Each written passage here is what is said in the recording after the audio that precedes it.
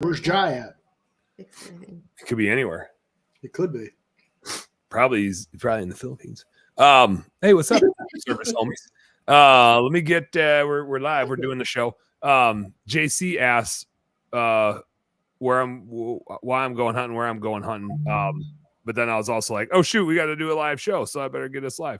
So we're gonna start the show talking about hunting stuff. Let me see here. Let me make sure we're live. Do I see us out here? I see a red. You're all good. Thing. We're out here. All right, let's get this thing pumping on the radio. I'm gonna get us. Where do I want to watch us? Where's a good spot to watch us? I'm gonna go in the Higher Lead Chill group and watch us there. We're live in Higher Lead Chill. There we is. awesome. Boom. What's up, everybody? Okay, let me do radio show hosting stuff now, which would include going on the radio. By the way, you can call into the radio show 952-373-1775. Oh, I should probably say that after I'm live on the radio. Okay, let me get us live on the radio. Like we haven't played. I just got a little excited. Here we go. Let's hit some buttons.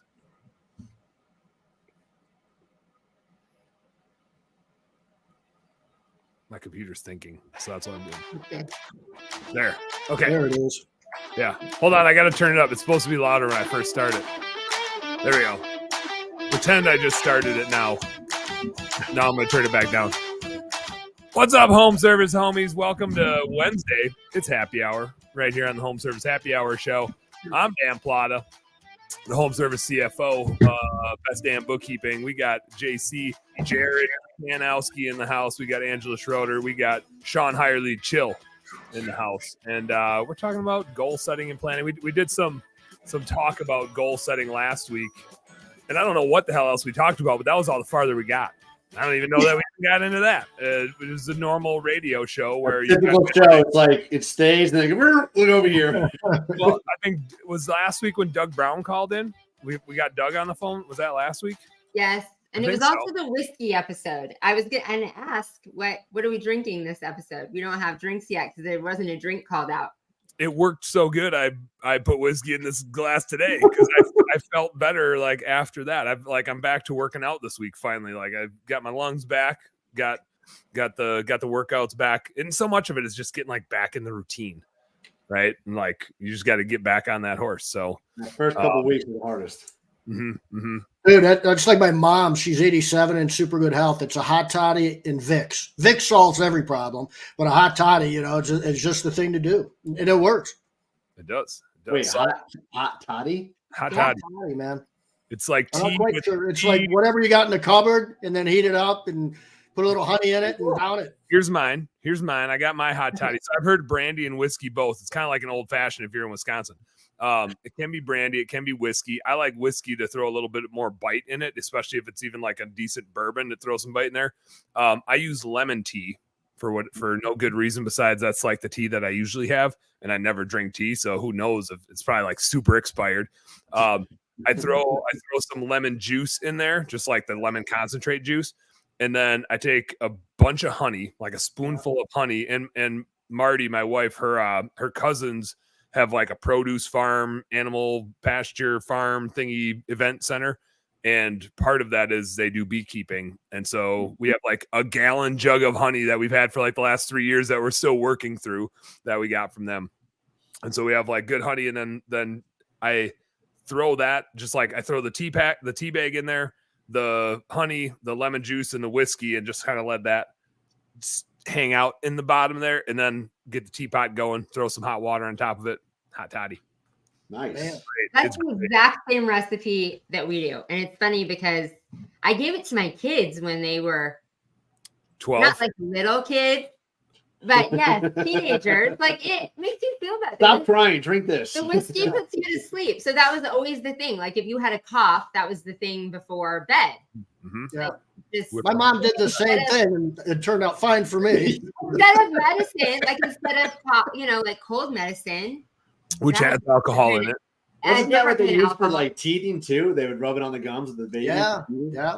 No. I just give Crosby a shot. I don't rub it on his gums. I give him a shot and just hey Crosby, just give it a like give it the mouthwash and then throw her back. Oh, JC, to your earlier question, because I can't resist the opportunity to answer a hunting question. So I've never hunted this late in the year. In Minnesota, Wisconsin, where I do most of my hunting, it usually ends either end of December or like the first week in January. But in one of the spots that I can hunt in Wisconsin, like different counties extended the season to January 31st, like just where they have a big deer population. And because I made that jerky and it was so damn good, I'm just like, damn it, I need to go get like one more to like every whole muscle I can find is going to turn into jerky. And so like this is a funny thing that my wife and I do without acknowledging that we do it. But the minute we have something, we like put it on each other's calendars to be like, I gotta get this, like I gotta reserve this space, because that also means like you got the kids. So I like went ahead and blocked off like 6. This was like over the holidays. I was like, oh, I didn't realize I get to hunt till January 31st. I need to go. I actually went and like bought tags for it because I was like, I got to go get one more. I got to do this thing. So I went ahead and like reserved the time because I'm just addicted to this damn jerky that I made. You guys will see how good it is. But the risk of that is that's like a little over a month away, and it might be gone by the time you get it because it's so freaking good. I'm just downing it. But anyway, so I'm hoping to get out. I had that blocked off for next Thursday. I've already skipped 2 days that I had blocked off because it's like I blocked 2 days off, and then I was like, what was I thinking? It's like month end and year end, and I just hired a new bookkeeper, and I'm training up an account manager. I'm like, why did I think I was just gonna be like, yeah, just let me skip out of here for an afternoon during the time of year for a bookkeeper, and when everybody wants to sign up, right? This is like the busiest time for sales for bookkeeping because everybody hits the, oh shit, I haven't looked at this all year, and now I know I got to get it done, and tax coming up. Yeah. So we also have that going on. So it was stupid of me to like block off a ton of time, but I do have next Thursday blocked off, and I would be happy to skip hunting if this is the day we're gonna talk about recruiting here today, but we'll talk employees and culture and a whole bunch of stuff next Thursday or whenever we do. What time are you going hunting? Maybe we could just do the call in the morning. We maybe could. I'll probably like boogie out around noon, 1 o'clock Central Time. We can make that happen. Your time. So maybe we do it in the morning. Yeah, we'll make that happen. I want that jerky. It's more important. That's right. It's so good, dude. It's so good. It's cheating. Well, as a reminder, since I said this before we went on the radio, but now we're on the radio, this is a live radio show and you can call in, which means I should probably look at my phone. But the call-in number here, 952-373-1775. That's a pretty good number I got there. That like rolls right off the tongue. It was just like a Google Voice number that was out there, but I'm happy with it. Pretty happy. Do you have it on the screen where they can see it, or how do they know what to call? Because I just told them. 952-373-1775. You want me to put it? You want me to put it in the comments? Yeah, do it in the comments. Hey, wait. Where's the thing? There's a thing you can do on this thing. The banner. The banner. Yeah, that's the thing. That's what I said. That thing. Here, look at it. Let's see. Is it coming? Oh, here, I got to click show. Damn. Oh! I wonder if I can I? Ooh, yeah. All the things. Here we go. Fancy. This one. There.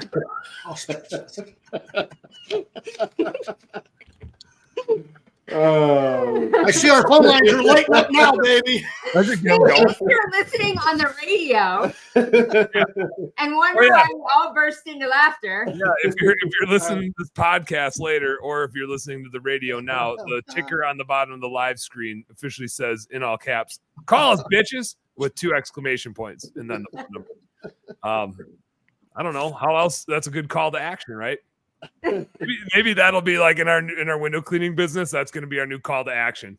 Call them, bitches. It's a very Dave Chappelle feel to it, I think. Oh boy! Speaking of, have you seen The Dreamer yet? No, what was that? Dave Chappelle, The Dreamer, Netflix. It just grab some tissues because you're gonna cry laughing. It was like probably the funniest thing I've seen in a long time. And the first 5 minutes, I'm watching it with Angela that night, and I'm like, Dave gone soft. Like the joke he was telling, it was like soft. I'm like, what's going on here? And then all of a sudden he dropped it. And I was like, oh shit. You just brought Never it up mind.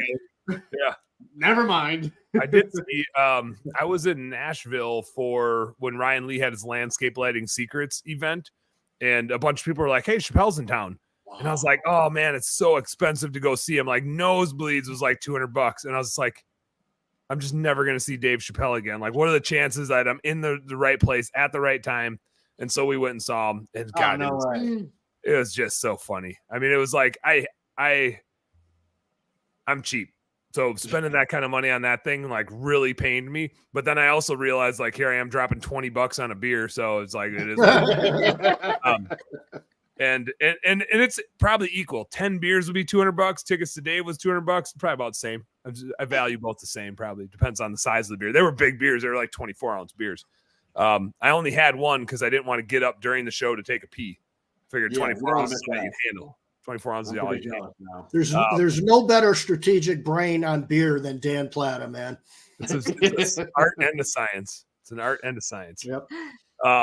Speaking of beers, I'm pretty excited. The ice finally opened up on Red Lake where we're going ice fishing. Like the ice has been open, but they started to ban vehicle traffic on it because people got stranded over the holidays because it warmed up. A piece of ice broke off the main sheet, blah, blah, blah, blah, blah. And so it finally all sealed back up, and the sheriff, which it was like a frustration to a lot of people because it's safe 99.9% of the area. And they just have to protect against the most stupid person going out there and like bahaing across the lake in a truck. Right. And so they basically blocked off all vehicle access on the lake. And now there's like plenty of ice, like to the point where you can like drive a pickup truck, pull a fish house. But they still had it banned and locked up that you can't drive anything out on the lake. You could only access foot traffic. And like that's a problem because the fishing spot's 3 miles out. Like good luck walking, you know. So they finally lifted the ban. So we get to go out this weekend. And I say that in relation to alcohol because, as you guys know, in Wisconsin, we measure drives in beers. And so we're probably going to get out at least a beer's length off a shore, maybe a beer and a half, maybe a tall boy anyway. It's probably where we're going to be heading out on the ice. So I'm pumped.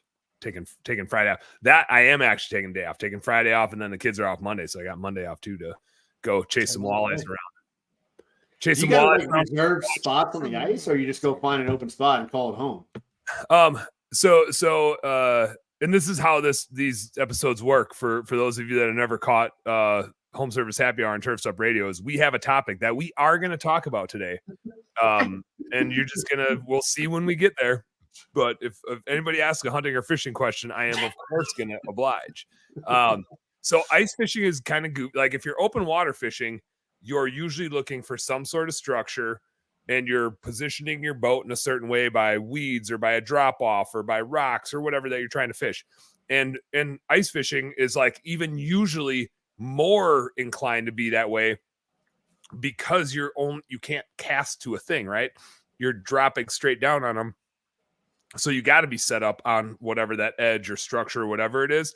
So most lakes, like if you were driving out and if there's not so much snow that you can't get where you want to get, and if it's safe to baja around, you would be looking at like a lake map on your phone, trying to get close to the drop off or close to whatever structure or inside turn. I'll show you guys on maps when you're up here what the hell I mean by like an inside turn. But there's things you're looking for where predator fish would be piling bait fish up somewhere and using terrain to do that, right? And so usually that's like part of the endeavor if you're on a lake like that. And so you like drive out, think you're in a close spot, jump out of the truck, drill some holes, check the depth, try to figure it out. Like the map is never right. So you got to you're like close to it and you're just trying to figure it out. And then you back your fish house up and set it down where you want to be. Hopefully nobody's there, right? But most of the time, like everybody's looking at the same maps. So people are in the spots that are good, or just people have fished it forever and they haven't marked some way somehow. On Red Lake, where we go, the lake is 10 miles. The lake is huge, but the spot we can fish is about 10 miles by 10 miles. The rest is on the Indian reservation. And it looks like this. Like, oh, that's 10 miles right there. This is just a bowl. And it gets down to like 14 or 15 feet. I remember Dalkey and another dude that was like brothers with one of our business partners that he's big outdoorsy, but lived in Texas, never ice fished. The two of them flew in and we're driving out in the dark. and he's kind of freaking out, right? And I'm just like, we gotta roll the windows down a little bit, because if you do go through, like, God forbid you broke through, like, I don't know anybody that's ever broken through, but why would you want to be the first one, right? You usually crack your windows a little bit, because if you don't, the pressure from the water would keep it so you can't open the door. But if you did happen to go underwater and you needed to open the door and the window was open, you can now open your door and escape, right? So it's just, which is like a stupid thing. I also have glass breakers like in my doors. So if you ever did break through, again, I don't know that it's ever happened to anybody, but some idiot somewhere, which, you know, I'm not the smartest dude ever, so I could be an idiot too. But anyway, we're driving out in the middle of the night. By the time we got up there, it was like midnight, and I'm driving out, kind of looking for where other fish houses are at, looking for getting a certain mileage off of shore. And then I kind of spin around and set up. And he's like, "Why are we stopping here?" I'm just like, "Well, I think this is where we want to set up." And he's like, "Why?" And I'm like, "Well, I turned the truck so that the wind hits the fish house a certain way, because you don't want to step out and just get smacked by the wind. So you look at the way the wind is going to blow the next few days, and you set the fish house up so the wind's hitting the side of the house without the door on it, because it sucks when just cold air blows in, because, you know, you're 70 degrees and your slippers in there. You don't want a draft coming in, for the love of God." And then he's like, "Yeah, but like, why would you want to fish here?" And I'm like, "Well, because there's nobody else around." He's like, "Yeah, but wouldn't you want to be on like some sort of structure or some sort of that?" And then I showed him the lake map, and I was like, "Well, I mean, it says here that we're somewhere between 14 and 15 feet. Like, this is about as structured. There's mud, we can either fish the mud here or the mud over there." And it's like the fish are just in there covering ground, looking for bait. So it's funny, to your point, JC. Normally you would be like looking for some sort of structure and trying to set up on it. In this case, the best strategy on this lake is get the hell away from everybody else. Like, at least like, we're going to be with a few fish houses, right? And by that time of year, usually there's too much snow on the ice. You can't just go wherever you want. You have to follow a plowed road. Sometimes you can baja a little bit, depending on how much snow and how packed down it is. But we're going to have 2 rental houses, so we're going to be by all the other rental houses. In general, though, out on this lake, you're like, all right, I see a bunch of houses over there. I'm going to go a few hundred yards this way and try to like fish fresh ice that hasn't been fished yet and is a ways away from people, but in the depth that most of the people are catching fish. So that's the strategy, and we'll see. Right now, I've got so many questions, but you have a great topic we need to talk about. Mm-hmm. So we should probably focus. Goal setting and strategic planning. So last week we talked a little bit about goal setting, and then I totally unintentionally, I didn't realize it was going to get into this, but if anybody caught the late night happy hour show that I had my buddy Cole Sikafus on, and Cole and I just kind of got into him scaling his business and what he's going for and what he's shooting for. And like, I don't think he watched our episode from last week, and he was like, "My goal is not to make the most amount of money ever. My goal is not a revenue goal." And I was like, "That's really funny that you're saying that, because that's kind of what we talked about last week." And the whole reason he started the business was to get more time to go hunting. Like that's it. Like, he's not married. He doesn't have any kids. He's in his late 20s. He's as free as a bird. He's in a relationship now, but all of his relationships penned his ability to go hunting and fishing a little bit, but he's a total hunting nut. So all of his relationships are based on his ability to go hunting. And if constraints happen, he's probably out. But so I thought that was like super enlightening. And I think accidentally he had kind of figured that out, that a lot of times our goals get stated as a revenue thing, but we miss the point. And Cole's point was on point for him, right? That's not gonna be everybody's goal. That's a little bit of my goal. But I also have a wife and 3 kids, so that's a lot more of my goal. But my goal is not a revenue one. It's not even a profit one. It's a process and system one, for me for this year. But it's not about the money. It's about the freedom and the flexibility and the system for my employees and my customers, so that everybody gets a great service. It's not about me. It's not about money that I can make. The money will come if we do a good job of achieving that goal, but the money isn't the goal.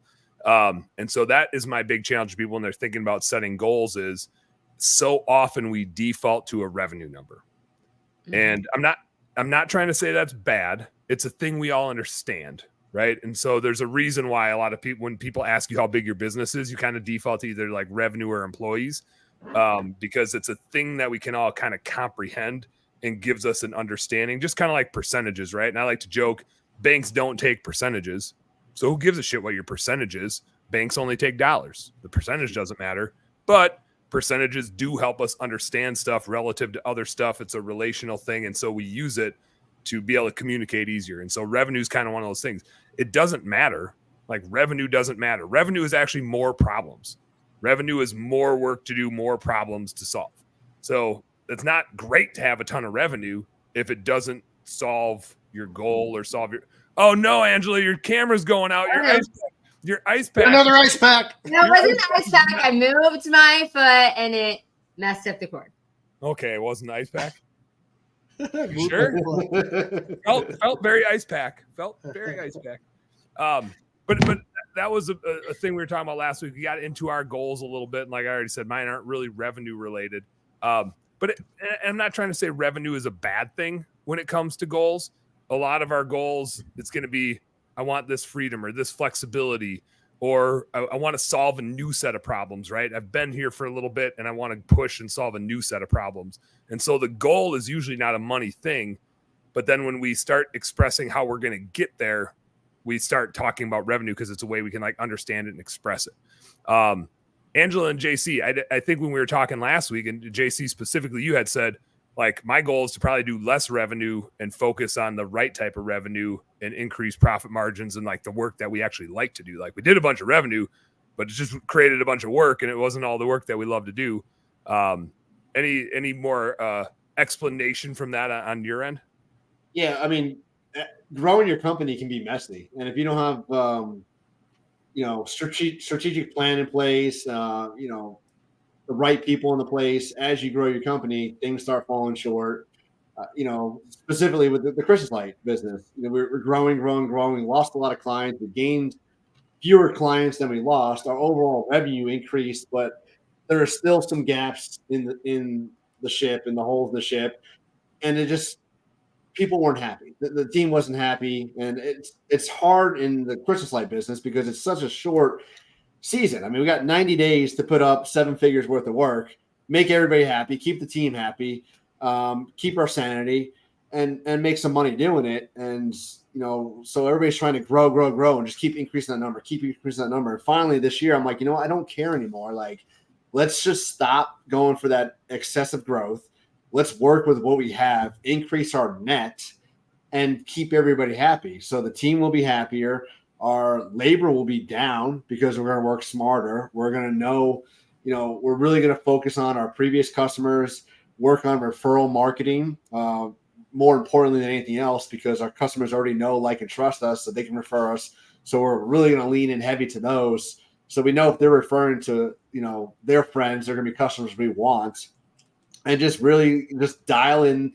So we have very minimal growth. And if we just take a small loss this year on our gross, but our net just goes that much higher because our training is dialed in, our capacity is dialed in, all the processes are dialed in, then the team is working less, they're working smarter, they're still making good money, but they have that sanity because the Christmas light business drives people insane, drives employees insane. Everybody wants to do 60, 70 hours, but then they get burnt out so fast. And why? So that's like, we really just want to, again, scale it back, but scale the net. Yep. And I think to what you just said, right? Why? Like, why are we pushing so hard? Why are we doing this? And it's usually because we said, well, we're trying to hit 1 million, or we're trying to get to like a certain revenue number, but that was never the why. It just became like the mechanism. And then we go for it and we're like, oh, I'm not happier here. Like, things are worse here. Like, I have more problems here. Why are we doing this? Oh yeah. Like, we were doing this because we enjoyed the new set of problems we had, and we liked the challenge and we wanted to push, but now we created a set of problems we don't really like so much. And the real why is like, well, we want to enjoy, like, this is Christmas lights. This is all about joy and happiness, and we're driving ourselves bonkers. Shawn, this is something you had said even back in our Blue Skies days a whole lot in our recruiting business, was like, we just need to get the process right. Because if the customers are happy, everything starts to solve itself. Right. Yeah. But we can stress, and you and I think we were aligned on this, but we like ran in circles around a little bit. It was like, well, we have this revenue target, right? We have investors, they're pushing us, they want a revenue number, but every time it just came back to, yeah, but what's the point? Like, we need to do a great job for our clients, and then the revenue will come. But we can focus all we want on this revenue, but if we don't have the process right, who gives a shit what revenue we want to hit? We ain't gonna hit it. We're gonna sell a bunch of shit if all we do is focus on the revenue. Yeah, let's focus on doing a really good job for people. And this is like a weird selfish motivation, and I'm not like ashamed of that, but and I think it is for all of us, which is if we have an easier business to run, and I don't mean like easy that it's not challenging, but we don't create unnecessary problems for ourselves by just focusing on revenue. If we're focused on happiness, which is an obscure thing to focus on, but we can all feel it, right? We know what it feels like. It's hard to point to like this and this and this and say, yeah, everybody in my business, the customers and employees are happy. But we know what it feels like when we're there. Holy shit, that's way better to run that business. Like, our lives are so much better when our customers are happy and our employees are happy. Yep. And focusing on revenue doesn't accomplish that. It just doesn't. That was one of my big revelations when I started my new bookkeeping business, and one of the values of not having investors. And Shawn, I hope to God you don't feel this way about me as an investor, but you probably do a little bit. And I'm not saying it's a bad thing. I just think it's like a weird thing when you do have investors, which is even when they don't put pressure on you to hit revenue or hit a profit, you put the pressure on yourself. And that was a challenge I had, right? I had 3 investors and they're investors. Their goal is to make money. That's what they do, right? They made a monetary investment, and they're there to be owners and make money. And so even if they're not pushing, and my investors did not push, they weren't really like, Dan, you got to do this, and Dan, you got to do that. They were like, what do you need? What do you need? What do you need? But still, it like creates this innate pressure that you put on yourself because you're like, I got to make money. I got to make money. And all the goals were always revenue or profit driven, right? It wasn't happiness, sanity, flexibility. Like, that was kind of implied, but it was never stated, right? And so I think it is important for us to state our goals that way, and then align the revenue and the profit and the model to support that, so that we thoroughly enjoy running our businesses. Because damn it, like, if there's one thing we get to do as business owners and operators, like, it's our business, right? We get to call the shots. We get to decide what we're working on. Why would we create a thing that we don't love to do and love to be at, right? And so the goal needs to be super focused on that. We should probably hit a commercial break here, and I should probably stop. That'd be a good idea. Any you guys got any additional things here? When we come back, we'll start rolling into strategic planning. But anything else on the goals before we roll into strategic planning stuff? Not real quick. The 2 things you mentioned, sort of like when we first started this stuff, we weren't profit driven or motivated at all, because we never really planned on doing this for anybody else other than our own companies. Mm-hmm. And what happened was we were just trying to help our buds, man, and help our colleagues. And I ranted about this not too long ago, a week or 2 ago. And so that was our why back then. People were coming to us saying, hey, man, help us find a window cleaner. What? All right. Well, we'll figure that out. We didn't even know what to bill anybody for. Somebody's screaming at me to bill. You got to send me an invoice, man. You found us the 3 window. It was like our first invoice was literally for a case of beer, and that's how profit motivated we were. It was just like, but I might have had something to do with that. Yeah. Well, I came to my bookkeeper and I asked, what do we charge? And there we go, And then the other thing is, it's funny to be able to call the shots and have no control over certain things. I mean, it doesn't mean you control everything just because you call the shots, man. So you've got to accept that as a business owner, and goals is a big part of that. You can set goals and that's fine, but they can't dictate the end of your day going home and being pissed off with your family and stuff. That's the problem with goals, but that's not the goals doing that. That's you allowing it to happen. Yeah. It's just like a weird pressure we all put on ourselves. Yeah. Mm-hmm. And I had a guy, I'll finish with this one. This was like a dude that was in my coaching group, and he was a very eclectic dude. He ran, it was a marketing design style business, and he worked like one-on-one with Prince. So you can imagine the type of eclectic dude that he was. Like Prince handpicked him to work on stuff with him. But he ran this company, and he just had this silly epiphany, which was just so obvious. He's like, man, I just keep finding stuff that I don't like in my business. And then I'm like, dude, it's my business. Like, and that was it. It was just like, this is my business. Like, why would I accept something that I don't like? Like, if this person's here and I don't like them, I'll just like, why am I sitting here beating my head against the wall about it? The only reason they're here is because I'm letting them be here. So either like they get on board or they're out, or we're doing this process and I don't like it, but it's my business. Like, why am I letting this happen? It was hilarious how like laid back he was when he said it. But I was like, oh, it's just so obvious. But we do that to ourselves all the time. We put up with things that we don't like. And it's because we don't have like the why defined about why we're doing what we're doing. And if we really get the goals straight and our why straight, all of a sudden it's like, yeah, why would I let this happen? We got to make a change. And maybe it's a people change or a process change or whatever it is. That said, I got to hit the play button. We got to do some commercials here. Now that we're 30 minutes in, I blame JC for asking me hunting and fishing questions, which he knows I can't deny. All right, here we go. We'll run a little commercial. We'll be right back with a little more home service happy hour right here on Turf's Up Radio. Art from darkness. For over 20 years, Cast Lighting has designed and manufactured the world's most durable, energy efficient, and technically advanced landscape lighting products available at astonishingly affordable prices. Cast offers an all-encompassing line of products with everything you need to get the job done. Cast Landscape, their most durable product, is best-in-class, low-voltage landscape lighting made of solid bronze with integrated and drop-in LED technology. These fixtures are built to endure the most demanding environments. Source Lighting, a new division by Cast, is your source for professional grand landscape lighting made of durable brass, offering both integrated and drop-in LED technology, and backed by Cast, the world's most durable outdoor lighting. Cast Lighting gives you innovative, state-of-the-art, old-world craftsmanship with tomorrow's technology. Visit their website at cast-lighting.com today. That's cast-lighting.com. From the East Coast to the West Coast and around the world, no one rocks like Turf's Up Radio. Turf's Up Radio, your industry, your station.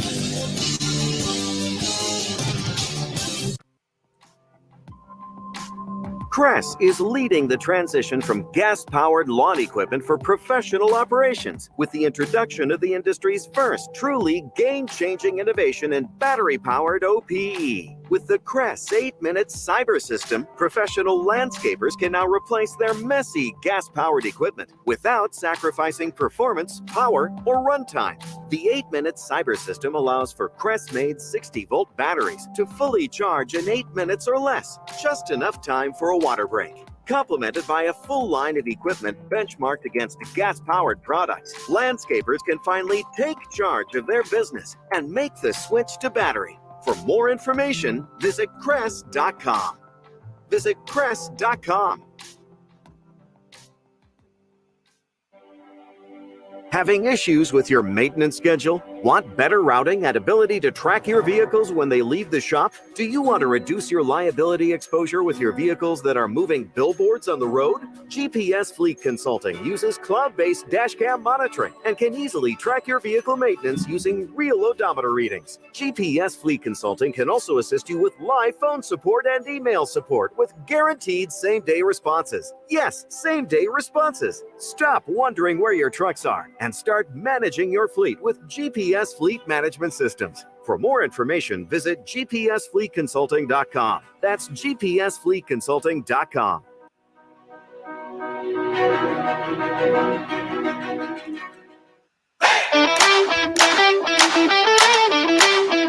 Angela's not over there dancing, so I really can't tell if the music's working or not. I guess I'm just going to assume that it is. So far, nobody's now she's back. Now she's dancing.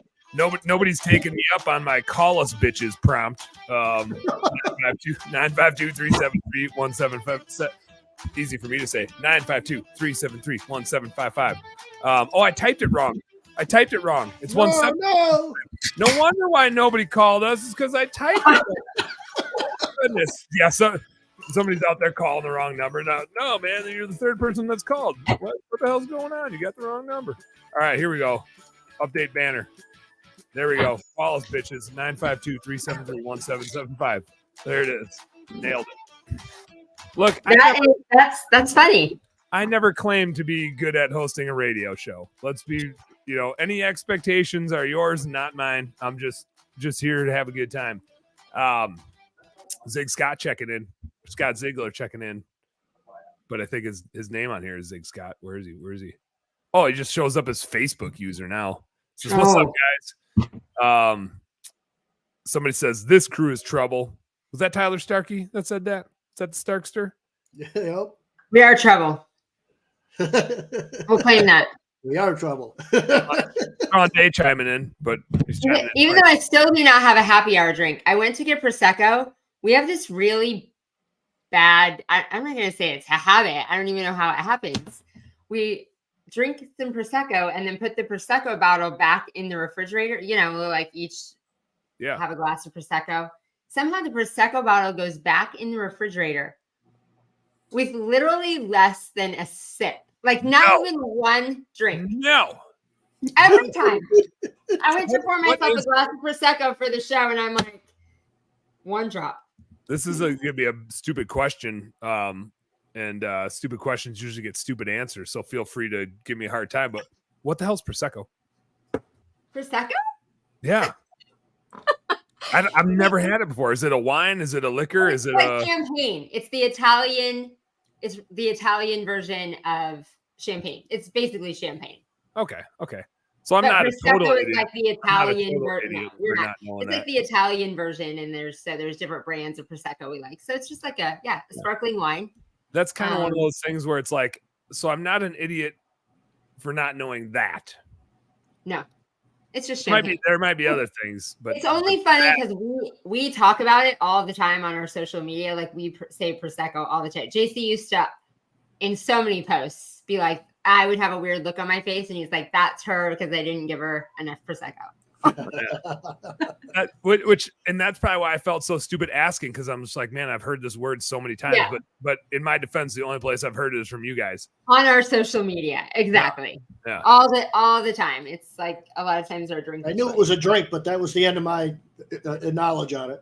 So I have my Prosecco glass, and instead of sparkling wine, I have sparkling grapefruit. The grapefruit's pretty good though. The grapefruit's all right. Yeah, you're gonna be nice and hydrated. I'll be hydrated. I have the thing I have to do. My wife is gonna do sports duty with Danny and Reggie tonight. We got the ninja stuff. So I get Cross Dog, but we got to go grocery shopping for the fish house this weekend. So I got to decide what we're gonna eat. Got to go start getting all the things for the fish house. So maybe some Prosecco is gonna be on the list. I don't know. We'll see. Yeah, it should be. See, why not? We're going to have to learn all about that. Like all the food. Like, do you just take food and make food there? I'll learn all about all the food. We'll digress into it real quick. It's you have a stash of frozen pizzas, right? Because it's got an oven and a stove in it. So usually lunches are like frozen pizzas, or just like I'll bring some venison brats that you can like heat up quick. Actually, I take that back. Lunches, like day one, you get up there and it's usually like throwing some frozen pizzas, and it's at like 3 or 4 o'clock. And so it's kind of lunch, kind of dinner, and then you just snack the rest of the day. Every other day, ideally, we're going in for a fish fry for lunch. It's like you wake up, you have a Bloody Mary or some Baileys in your coffee, or probably both, and maybe a tequila sunrise, and then you switch to beer, and then you go in, fillet your fish, do a fish fry, and then come back out. And then for dinners, we'll do brats, or I'll probably fry up some venison back straps, whatever else. Chili, I usually make like a big batch of chili, so we'll do chili one night, and then the next day is always a bad day for everybody else. And then for breakfast, usually it's like eggs and venison bacon type of stuff, or just like Jimmy Dean breakfast sandwiches, throw them in the microwave, light it up. So that's the plan. Except this time, because they're like weird about driving in and out, so we got to like pull our fish houses out with 4-wheelers. It's gonna be below zero, so I don't know how many times we're gonna be going in 3 miles on a 4-wheeler in 0-degree weather, because I don't know that we'll be able to get the trucks out like the day that we're up there. So I don't know. I did acknowledge, like, I think we're gonna need more food in the fish house this time instead of being reliant on going in for a fish fry. But here's the hard part. I don't know when the Browns play, Shawn, but the Packers play like 4 o'clock on Sunday, 3:30 on Sunday. So it's like, I got to get, I don't know. They're on Fox. I don't know if I can stream Fox in my fish house. Sounds like a first world problem if I ever heard it. Yeah, big time. So I might need to go to the bar and And shit, I'll just take the 4-wheeler the whole way there if I have to. But Brownies are playing on Saturday, I think, at 4. Okay. Yeah. Godspeed. Go defense. Go defense. Go Flacco. Dude. No doubt, man. I mean, this is right up there with when the Ravens won it with Trent Dilfer. Like, why not? Yeah. Yeah. Flacco's better than Trent Dilfer was. He's just incredible, man. I mean, it's like I always, when I talk about it, I loved Mayfield because he was passionate and he loved football and he loved Cleveland and all that. But the dude never acted like he's been there before. He just had no composure. And Flacco's got all of that. He knows how to do it. And that's the thing that's been a problem for us for decades. We can't figure out how to close the deal. He knows how to close the deal. And I mean, he's got the best eyebrow ever. He does. He's got the one eyebrow. Yep. That's all he needs, man. Angela, if you don't know what we're talking about, he's got just one eyebrow. He only needs one eyebrow and it covers both of his eyes. Zig's checking in. Zig's gonna bring his saw to cut a hole when he comes ice fishing. Good idea for your hole plunge. Your cold plunge. You can't miss that. Let's talk some strategic. God, we're almost ready for another darn commercial break here. Let me lay the groundwork of strategic planning, and then we got Shawn here to talk about recruiting, because obviously the employees that you have is a huge component of your strategic plan. So here, this isn't the end all be all of strategic planning, but I really started thinking about it more. I'm in a CEO roundtable group, and we have a meeting next week where we have to present our strategic plans. And this is like a total Dan thing, but this brought me back. Like, the term strategic plan is like an intimidating term to me. It's just a setup of words where I'm just like, oh, it sounds very like high level and hoity toity. Like, it sounds more intense than it needs to be. And it brought me back to like middle school when the class names changed from math to algebra. Ooh. Or from reading to English, or God forbid, language arts. What the fuck is language arts? Like, why was that the name of a class? What does that even mean? I still don't know what it means.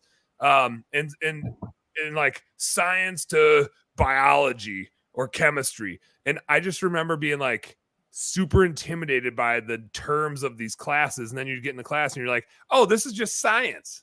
Like, why did you make it sound so hard? Right. Or like, this is just math. Why did you make it sound so hard? And I feel like strategic planning kind of had a little bit of that to me. It brought me back to middle school. I was like, oh, this just sounds like really, really intense. And then I started like digging into it more, and I was like, oh no, this is just like normal planning. Like, people just like to use the word strategic because they want to sound smart. So anyway, let's just call it planning. It doesn't need to be strategic. It could be tactical planning. It could be whatever kind of planning you want. But we're just planning. We're just planning stuff. Oh, hold on. Somebody's calling me. Somebody's calling us. They're calling us, bitches. Here we go. Let's see. Hold on. I got to figure out. Why is this? Let me see. Here we go. Zig, you on the line? Dan, what's up? I felt bad nobody was calling, so I figured I'd help you out. Did you like my call to action? Get on a scale of 1 to 10. How did you like my call to action? 8.5. 8.5. What would make it better? Yeah. I think maybe if Angela did it. Yeah, you're right. I had something better. Yeah. Come up with something If better. I said it, yeah. There's always room for improvement. I can't give you a 10 anyways. I agree. One person once gave us a 7 out of 10, and we were like, "What?" And we asked them what was wrong, and they're like, "Nothing. It was great." Not on this. It was on like a window cleaning job. But it was like a buddy of mine. He's like, 7's a great score. That's as high as I would give. And we're like, oh, that's weird, but okay. Yeah, so I'm with you. They don't understand. They don't understand what it does to your score on the internet. Exactly. He's like, you assholes. It was before Google reviews were a thing. It was like our own internal system, but our employees were pissed. They did not like it. You gotta put the link to stream. You used to always have the link to StreamYard on the description of your live, so it was easy to log in there, and it's not there, so now my username doesn't come up. I wonder, it just automatically always used to go there. They must have took it out of there. Yeah. Huh. It hasn't I think Facebook has an update that you have to go in there and do something. Get in because I can't figure it out. I can't take, probably 60 seconds to figure it out myself. I wouldn't take 60 seconds to figure it out. I'm already like, shit. Now it sounds like I have something to do. Damn it.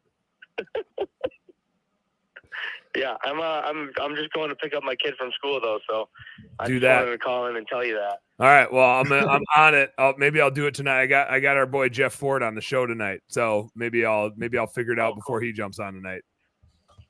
Oh yeah, Joe, Jeff, my buddy Jeff. Yeah. Maryland That's firefighting awesome. Jeff.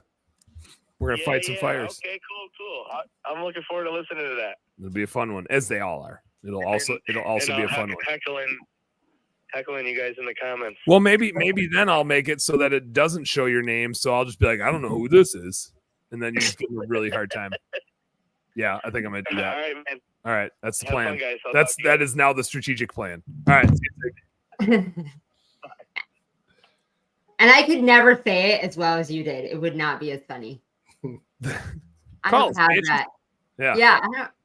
You have you say it perfectly. You could do it. I have faith in you. I mean, speaking of you working on things, so you can work on that. But did you ever get those 3 pull-ups that JC was challenging?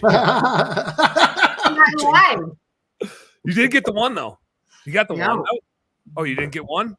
Well, do you want me to bring the pull-up bar to the fish house? Sure. A few cocktails. I bet you can do a pull-up. In my defense, I'm still back on the machine. I got a major wrist injury, so I was out for a month, and then at AMP. At AMP. You got a wrist injury at AMP, or are you on one of those a major crash.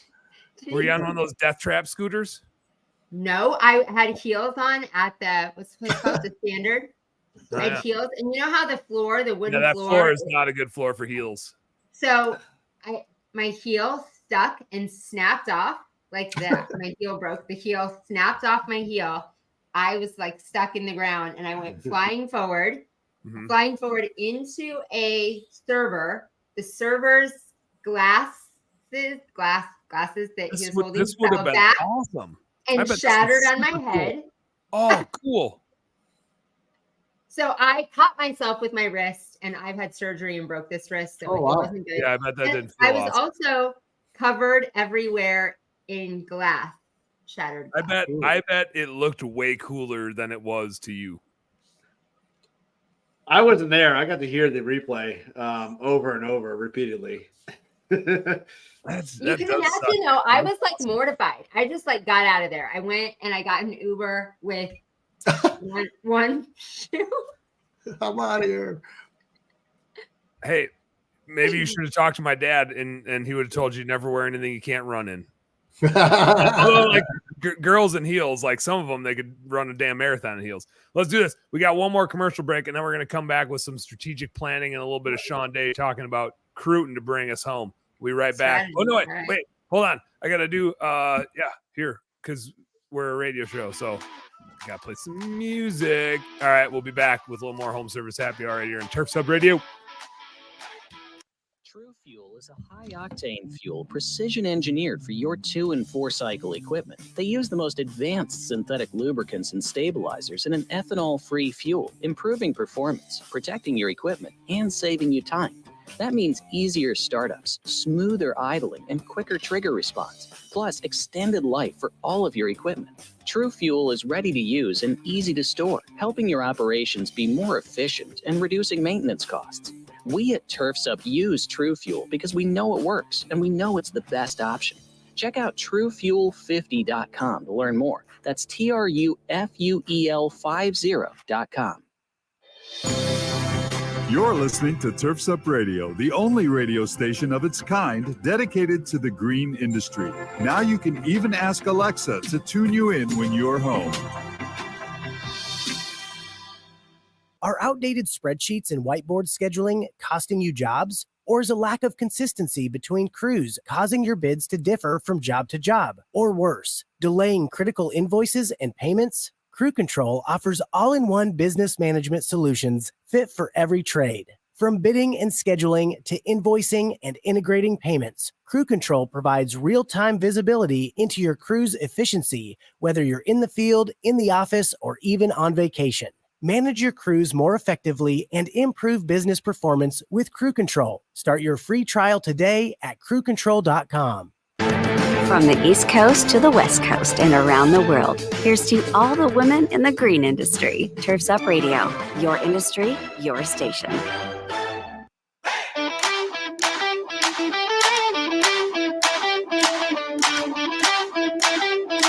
Apparently we're not live because Angela's not just sitting there doing weird stuff. Okay.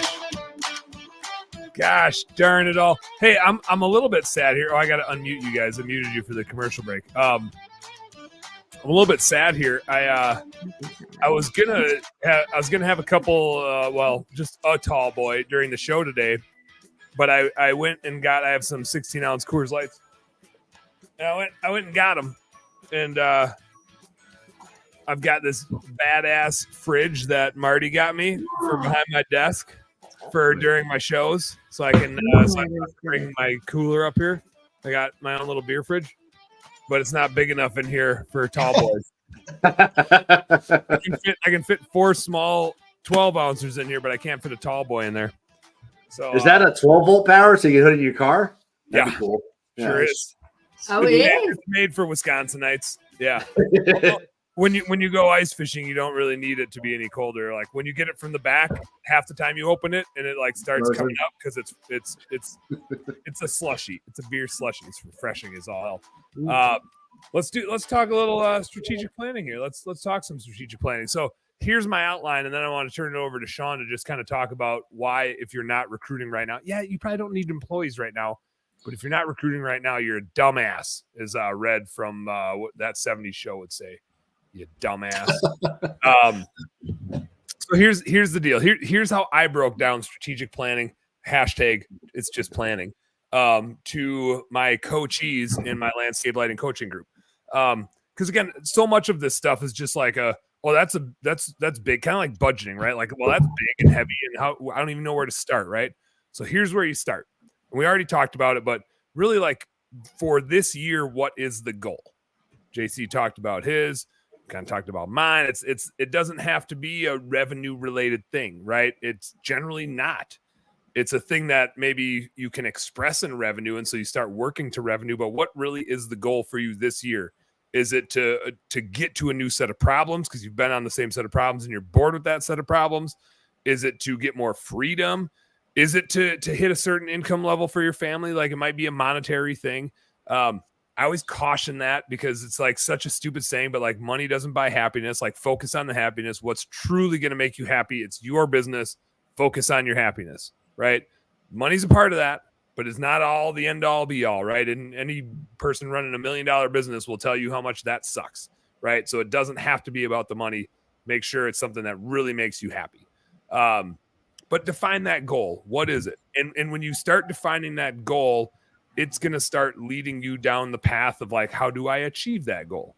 So here's some areas that I have found come into your planning to help you put like specifics to this plan.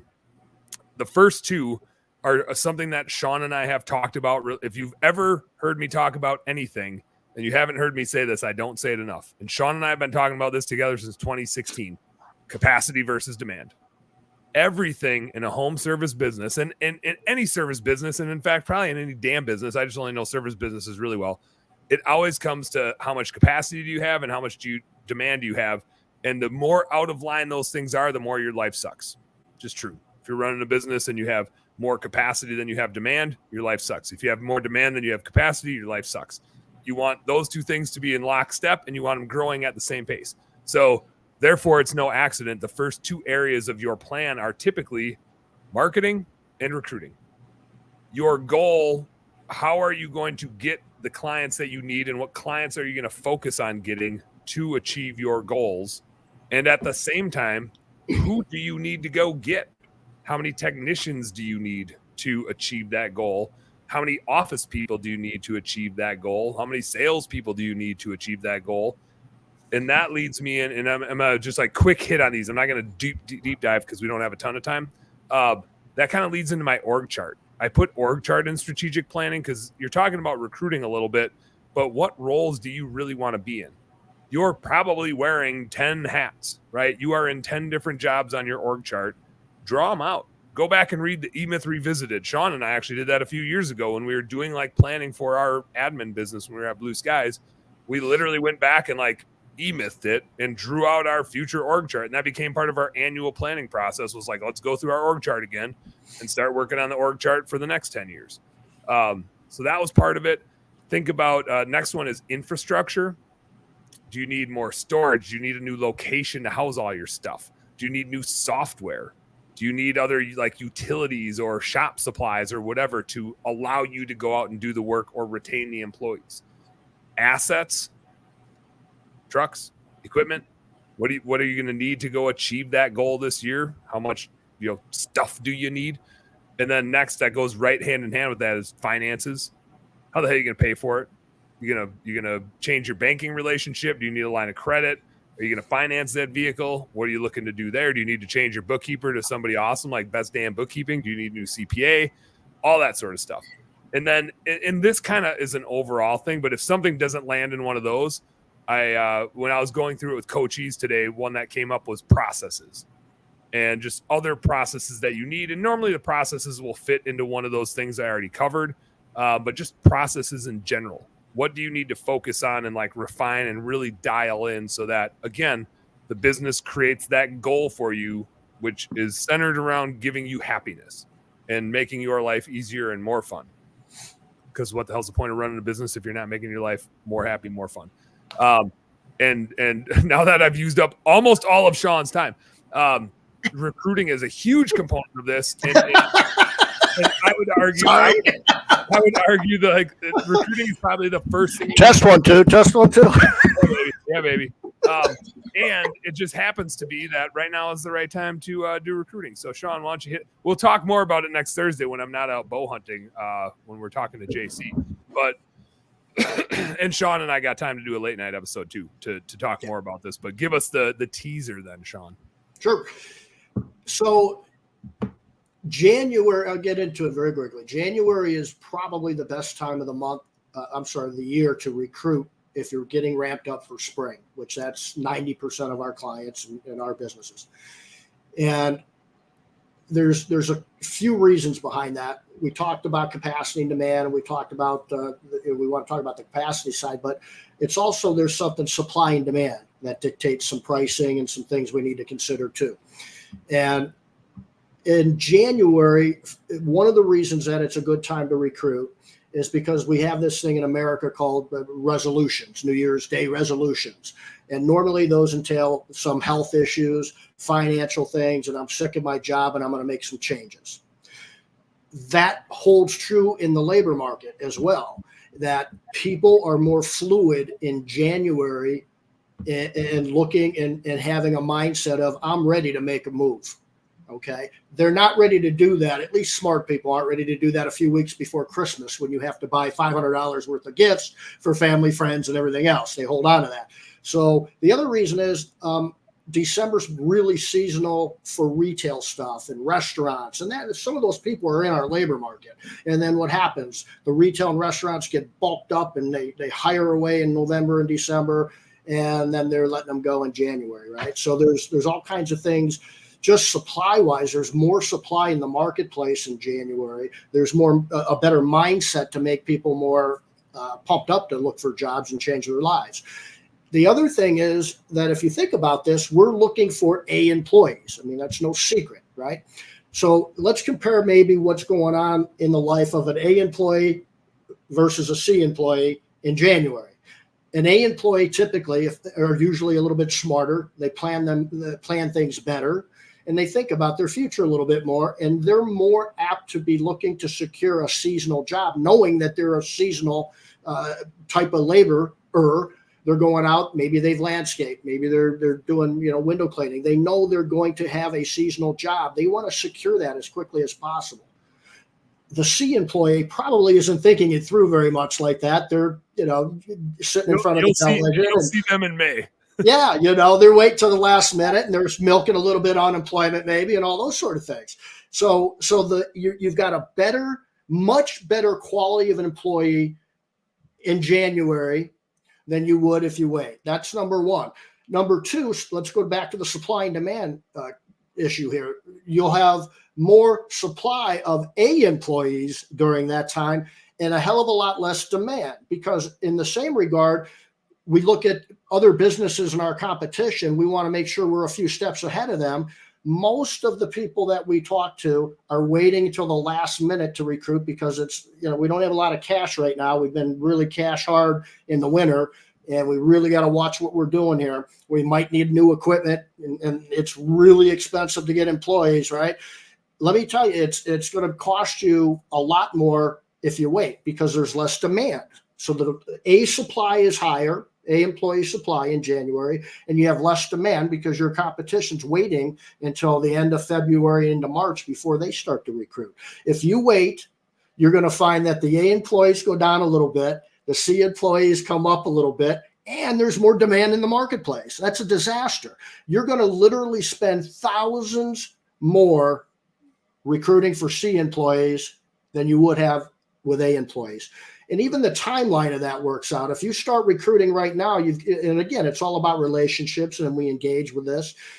If you started to go live at the end of this week, we're in the middle of January, you're really not going to hire anybody probably until February. Even if everything works out smooth, you're going live, you're getting some application flow in a couple days to a week. You got to go through them and screen them. You got to set up the interviews. A couple are going to no show. Then you finally get a few that do show. That's 2-3 weeks down the road. We're into February already. So I'd much rather be a couple weeks early than a couple weeks late, because that's a disaster. That's it in a nutshell. Yeah, man, you nailed it. Like, way to be conscious of time, unlike me. There's a funny thing though, where people are like, well, I want to hire somebody. I don't want to hire somebody that's not working, right? I want to hire people that are working. And then they talk out of the other side of their mouth in January and February, and they're like, well, I don't need anybody yet, so I'm not going to start recruiting. It's like, you dumbass. When do you think the time is to start recruiting people that are working, right? The people that have jobs, like you said, the A players are looking for jobs now that they're going to take in March and April. So your timing is right to go meet them now, find the best people. They're not trying to work tomorrow either. Just like you're not trying to hire them tomorrow either. They're out in front of it. They're taking their time. They're being thoughtful. So yeah, if you want people that are employed and have jobs, now is the time to recruit them, because chances are, and you see this all the time, right? It's a good sign when you're hiring somebody and they're like, hey, I really want to like give my current employer like a fair 2 weeks, or maybe they ask for 3 or whatever. That person always ends up being a better employee than that's like, yep, I just quit my other job, right? It's like, they're going to do the same thing to you, right? And so like, go find that person that has a job, is maybe testing the waters, looking for something else. Go build those relationships. You'd be crazy not to. Don't wait until you need people. Then you're going to be in the rat race, right? And you're going to dumpster hire. So go get them now. We're going to do, I forget, what do we put? Do we do the 31st, Shawn? You're coming on the late night show? Yeah. We're getting after it. So Shawn and I will be live on January 31st, late night happy hour, really digging into it. And then next Thursday, we're jumping on and getting into employees and culture and all that stuff with JC. Did I see, was it Maynard that was on there too? Who else was on that chat? Wisman and Martha, hopefully. Okay, sweet. Well, that'll be a dandy. It'll be a dandy. And maybe I'll be out in the woods, but I'll just figure out how to get on there. I'll just be whispering. Yeah, it's a good idea. Just power whisper. Sign language. Yeah, sign language. The only sign language I know is I know this is milk, because I have a 1.5-year-old, and so he's always wanting milk. And like there's like a tummy rub that's like please or something like that. And then this is water, or this could be like flicking you off somehow. Yeah, it's like in Italian. And I'm sure like my kid doesn't do them right, and Marty's the one that teaches them that stuff. So the only sign language I know is what he teaches me, which I'm sure is incorrect. So that's all I know. But Dan knows this one though. Hold on. Yeah. Hey. Quick shake. Just a quick shake. All right, guys. Thank you all for joining. Thanks for hanging out. I'll be on tonight with Jeff Ford, firefighter, small business owner out in Maryland, doing big things, doing fun stuff. Just talking to operators, seeing what's going on in the world, seeing how life is. Thank you guys for joining in. I hope strategic planning, hashtag it's just regular planning, doesn't sound that intimidating to you. You can get a plan in place for this year. Go crush it, and make sure you know why you're doing what you're doing. Set the right type of goals. Maybe it's revenue. It's probably not. Go after what you want to go after. Enjoy yourself. Have a good time. It's your business. Don't waste an opportunity to have a good time. Work harder and smarter. Go earn some pride. Or maybe work smarter and harder. That's how I usually say it. Go earn some pride. We'll see you guys tonight on the Late Night Show. Peace.